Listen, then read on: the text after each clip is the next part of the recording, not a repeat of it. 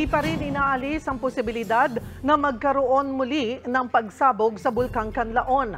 Nasa linya si Gio Robles mula sa La Carlota, Negros Occidental. Gio, ano ang sitwasyon sa bulkan at tuloy-tuloy pa rin ba yung nararanasang ashfall? Cheryl, maayon udto halin diri sa La Carlota City sa Negros Occidental. Cheryl, wala nang na-monitor na bagong pagsabog ang PHIVOLCS pero mataas pa rin ang aktibidad ng bulkan dahil patuloy nga yung ashfall. May ilang barangay dito sa La Carlota City na nag-report na merong light ashfall o pagbagsak ng abo sa iba't ibang barangay gaya nga sa barangay Yubo at Araal. Alam mo, Cheryl, pinag-iingat pa rin yung mga residente at inabisuhan na magsuot ng face mask, lalo na sa mga lugar na mayroong ashfall, lalo na yung mga bata, matatanda at buntis. Sa ngayon, Cheryl, kakasabi mo nga lang din kanina na mataas pa yung posibilidad ng panibagong phreatic eruption sa buong magdamag, higit nga sa 50 yung pagyanig o earthquakes at nakapagtala rin ng pinakamataas na sulfur dioxide o ito yung asupre, Cheryl, no? Ayon nga sa PHIVOLCS o dito sa Canlaon Volcano Observatory, sa buong magdamag o kahapon, nakapagtala sila ng 4,000 o higit 4,000 na tonelada ng asupre, pinakamataas na level na yan sa buong taon, Cheryl. Pero sa ngayon, yung sabi naman ng Canlaon Volcano Observatory na resident volcanologist, malayong magkaroon nga itong magmatic eruption o pagbuga nga ng lava mula sa Canlaon Volcano. Cheryl. Gio, naaabisuhan na ba ng maayos ngayon ng LGU at mga residente tungkol sa update sa bulkan? Kasi medyo nagtuturuan eh.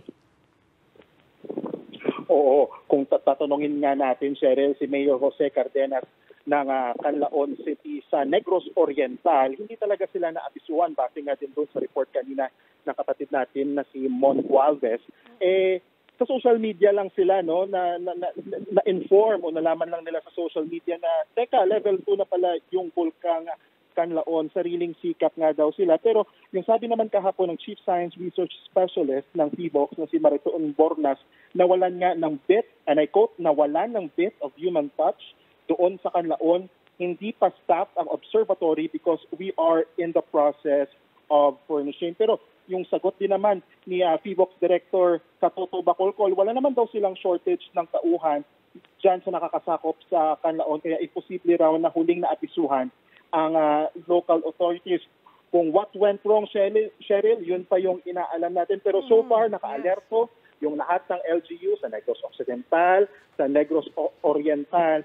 Sakali nga, dahil tuloy-tuloy nga ito nga mataas na aktibidad ng Canlaon Volcano. Cheryl. Sabi mo nga, Gio, ay pinaalalahanan na yung mga residente na magsuot ng face mask. Sumusunod ba naman yung mga kababayan natin?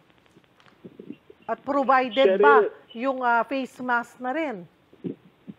Sa mga evacuation centers, Cheryl, gaya sa Canlaon City, Negros Oriental, yung napuntahan natin na paaralan doon kaninang umaga, na nagbalita tayo sa frontline sa umaga, namimigay ng face mask and 95 mask, lahat ng klase ng face mask na kailangan ng mga bakwit doon, maging pagkain kompleto sa pagrasyon, sa pagbibigay ng sapat na supply. Pero kung sa mga town proper naman, Cheryl, sa iba't ibang lugar, business as usual, normal yung buhay ng mga taga Negros Island. May iba na nakasuot ng face mask, pero may iba pa rin, Cheryl, na kumbaga hindi na alintana yung ashfall kasi limited na lang din naman yung areas na may ashfall since kaunti na lang din yung binubugang aso ng Canlaon Volcano, Cheryl. So far, wala rin tayong namomonitor na may sakit, bunsod nga nitong ashfall, pero syempre nag-iingat pa rin lalo na yung mga nanay na may mga sanggol at saka kaya sila lumikas nga sa mga evacuation centers, especially those living within the 4-kilometer permanent danger zone o PDZ. Cheryl. Maraming salamat at mag-iingat kayo dyan, Gio Robles.